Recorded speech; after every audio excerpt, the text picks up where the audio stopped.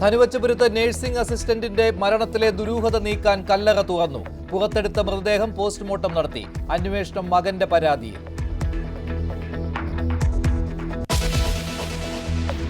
ഭയങ്കരമായിട്ട് ഉപദ്രവിക്കായിരുന്നു. അവള് കഴുത്തിനേറി പിടിക്കുകയൊക്കെ ചെയ്തിരുന്നു ഭയങ്കരമായിട്ട്. അതേപോലെ തന്നെ അടിക്കുകയും ഒക്കെ ചെയ്യുമായിരുന്നു. മാനസികമായിട്ട് ശാരീരികമായിട്ട് ഒരുപാട് അവളെ ബുദ്ധിമുട്ടിച്ചിട്ടുണ്ട്. മലപ്പുറത്ത് ഭർതൃവീട്ടിൽ ആത്മഹത്യ ചെയ്ത വിഷ്ണുജ നേരിട്ടത് കടുത്ത പീഡനമെന്ന് സുഹൃത്ത്. മൊബൈൽ ഫോണിലടക്കം സംസാരിക്കാൻ സ്വാതന്ത്ര്യമുണ്ടായില്ല. കൂട്ടുകാരികളുമായി സംസാരിച്ചത് രഹസ്യമായി. ഭർത്താവ് പ്രബിനെ കോടതിയിൽ ഹാജരാക്കി.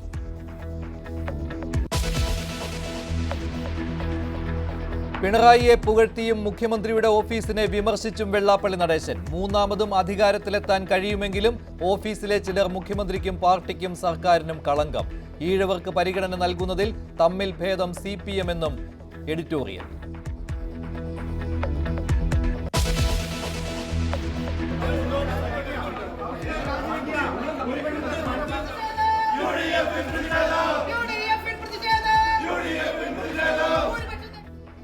വിവാദത്തിനിടെ ചേർന്ന കൂത്താട്ടുകുളം നഗരസഭാ കൗൺസിലിൽ ബഹളം. UDF പ്രതിഷേധത്തിനൊപ്പം കലാരാജു. അധ്യക്ഷ രാജിവെക്കണമെന്ന ആവശ്യത്തിൽ UDFന് പിന്തുണയെന്ന് കലാരാജു.